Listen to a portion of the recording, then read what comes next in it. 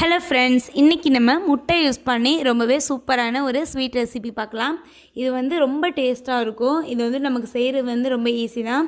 இது வந்து ஹெல்த்தியான ரெசிபியும் கூட. ஏன்னா இது வந்துட்டு நம்ம இட்லி பாத்திரத்தில் வேக வச்சு தான் செய்ய போகிறோம்.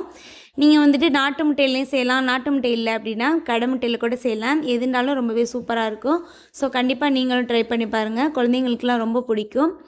வாங்க இப்போ எப்படி செய்யலாம் அப்படிங்கிறது நம்மளோட வீடியோக்குள்ளே பார்க்கலாம். ஃபஸ்ட்டு நான் இப்போ 5 முட்டை எடுத்திருக்கேன். இது நல்லா கழுவிட்டு வச்சுப்போம். இப்போ ஒரு மிக்ஸி ஜார் எடுத்துகிட்டு அதுக்கு எல்லா முட்டையுமே உடச்சி மாற்றிக்குவோம். அதாவது நம்ம எத்தனை பேருக்கு செய்யணுமோ அத்தனை முட்டையில் செஞ்சுக்கலாம். நான் இன்றைக்கி 5 பேருக்கு செய்கிறதுனால 5 முட்டை எடுத்துட்டேன்.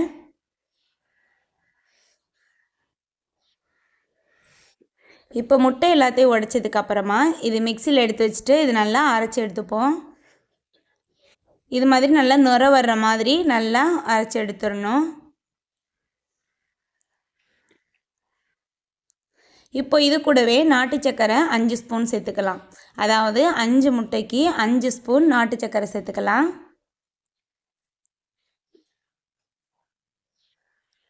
நாட்டு சக்கரை 5 ஸ்பூன் சேர்த்துட்டேன். அது கூடவே கொஞ்சம் லேசாக உப்பு சேர்த்துக்கலாம். இப்போ இதையுமே சேர்த்து நல்லா அரைச்சி எடுத்துருவோம். அந்த சர்க்கரை எல்லாம் நல்லா கரைஞ்சி வர மாதிரி இது மாதிரி அரைச்சி எடுத்துருக்கணும். இப்போ இதில் வாசனைக்காக 3 ஏலக்காய் சேர்த்துக்கலாம். 100 ml பால் சேர்த்துக்கலாம். இப்போ இதையுமே சேர்த்து நல்லா அரைச்சி எடுத்துக்கணும். இப்போ நமக்கு எல்லாமே நல்லா கலந்து ரெடி ஆயிடுச்சு. இப்போ இது வந்துட்டு அப்படியே இருக்கட்டும்.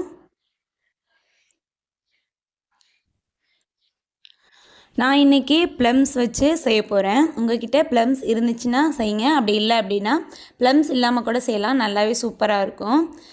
அதாவது ப்ளம்ஸ் வந்துட்டு இருந்துச்சு அப்படின்னா நல்லா இனிப்பான ப்ளம்ஸாக இருக்கணும். புளிப்பாக இருந்துச்சு அப்படின்னா அதில் செஞ்சிட வேணாம். நான் புளிப்பு ப்ளம்ஸில் செஞ்சோன்னா நமக்கு அந்த ஸ்வீட்டோட டேஸ்ட்டே மாற்றிடும். அதனால் உங்களுக்கு நல்ல இனிப்பான ப்ளம்ஸாக இருந்துச்சுன்னா சேர்த்துக்கோங்க. அப்படி இல்லை அப்படின்னா ப்ளம்ஸே சேர்த்துக்க வேணாம். இது போல் நம்ம கீறி விட்டு கட் பண்ணோன்னா ஈஸியாக வந்துடும். இது போல் கட் பண்ணி எடுத்துக்கலாம். இப்போ நம்ம வேக வைக்கிறதுக்கு இது போல் டப்பா அல்லது சின்ன சட்டி அது மாதிரி ஏதாவது எடுத்துக்கலாம். அதை நம்ம எடுத்துகிட்டு நெய் அப்ளை பண்ணிக்கலாம். அதாவது ஓரத்தில் ஃபுல்லாக நல்லா ஒட்டாமல் வர்றதுக்காக நெய் அப்ளை பண்ணிப்போம்.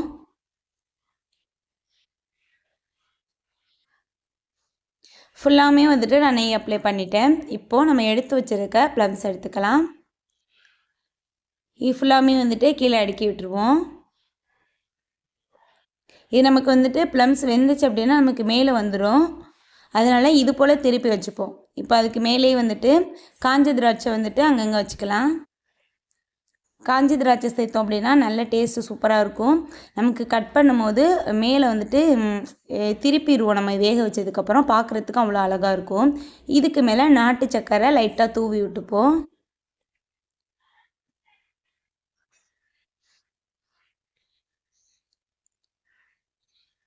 இப்போ நம்ம வந்துட்டு மிக்ஸி ஜாரில் அரைச்சி வச்சுருந்தோம் இல்லையா அந்த முட்டை, அதை வந்து இது கூட சேர்த்துக்கலாம். இது நம்ம அடியில் வந்துட்டு மிக்ஸி ஜாரில் லைட்டாக அந்த நாட்டு சக்கரை தங்கி இருக்கும். இது போல் லைட்டாக கலந்து விட்டு உள்ளே ஊற்றிக்கலாம். அவ்வளோதான், நம்ம எல்லாத்தையுமே வந்துட்டு இந்த டப்பாவுக்கு வந்துட்டு மாற்றிட்டோம்.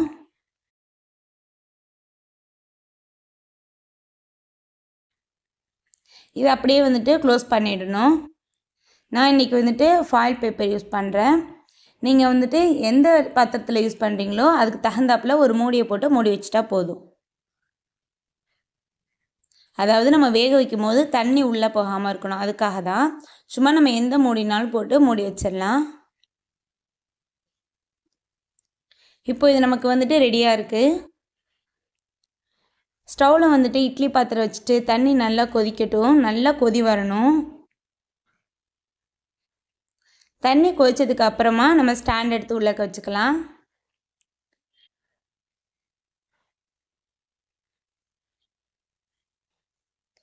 இப்போது இந்த பாக்ஸையும் தூக்கி உள்ளே வச்சுடுவோம். அவ்வளோதான். இதை அப்படியே க்ளோஸ் பண்ணி வச்சுடுவோம். இது க்ளோஸ் பண்ணி வச்சுட்டு கரெக்டாக மீடியம் ஃப்ளேமில் வச்சு ஒரு 1/2 மணி நேரம் மட்டும் வச்சுட்டா போதும். நமக்கு சூப்பராக ரெடி ஆகிடும். நமக்கு வந்துட்டு ரொம்ப ஹைலையும் வைக்க வேணாம், நமக்கு தண்ணி வந்து சீக்கிரம் சுண்டி போயிடும். அதே போல் லோ ஃப்ளேமில் வச்சுட்டோன்னா ரொம்ப நேரம் ஆகும் வேகிறதுக்கு. மீடியமில் வச்சா நமக்கு கரெக்டாக வெந்து வந்துடும். இப்போ வந்துட்டு கரெக்டாக அரை மணி நேரம் ஆயிடுச்சு. ஓப்பன் பண்ணி பார்க்கலாம். நமக்கு தண்ணியெல்லாம் கரெக்டாகவே தான் இருக்குது. இப்போ வந்துட்டு எடுத்து பார்க்கலாம். அதாவது முட்டை வந்துட்டு வெந்துருச்சா அப்படின்ட்டு செக் பண்ணிப்போம்.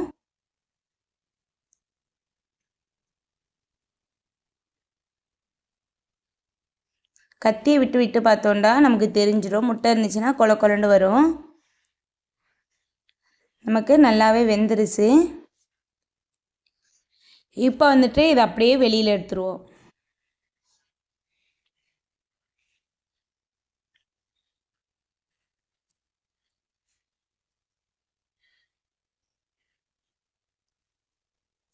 பார்க்கும்போதே அவ்வளோ சூப்பராக இருக்குல்ல, டேஸ்ட்டும் சூப்பராக இருக்கும். ஸோ கண்டிப்பாக நீங்களும் ட்ரை பண்ணி பாருங்கள்.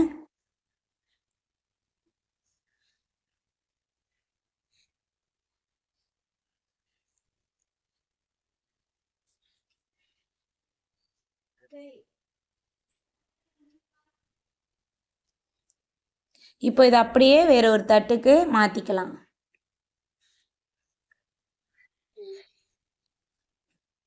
இப்போ நான் ஓப்பன் பண்ணி காட்டுறேன் பாருங்கள். பார்க்கும்போதே அவ்வளோ அழகாக இருக்கும். செம்மையாக இருக்குல்ல, அவ்வளோ அழகாக இருக்கும். இந்த காஞ்சி திராட்சை வந்து அங்கங்கே இருக்கிறது வந்துட்டு ரொம்பவே சூப்பராக இருக்கும். இன்னும் நீங்கள் இது கூட நட்ஸு கூட சேர்த்துக்கலாம், இன்னுமே சூப்பராக இருக்கும். இந்த வட்டலாப்பம் ரெசிபி உங்களுக்கு பிடிச்சிருக்குன்னு நினைக்கிறேன்.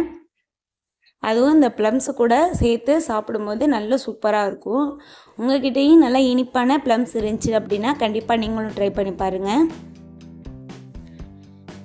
இந்த நல்ல சூப்பரான ரெசிபி உங்களுக்கும் யூஸ்ஃபுல்லாக இருக்கும்னு நினைக்கிறேன். அப்படியே உங்களுக்கு யூஸ்ஃபுல்லாக இருக்கும்னு நினச்சிங்கன்னா மறக்காமல் லைக் பண்ணுங்கள் அண்ட் சப்ஸ்கிரைப் பண்ணுங்கள். உங்களோட ஃப்ரெண்ட்ஸ் அண்ட் ஃபேமிலி மெம்பர்ஸ்க்கும் ஷேர் பண்ணுங்கள். அடுத்த வீடியோவில் இன்னும் ஒரு சூப்பரான ரெசிபியோட உங்களை மீட் பண்ணுறேன். தேங்க்யூ, பாய்.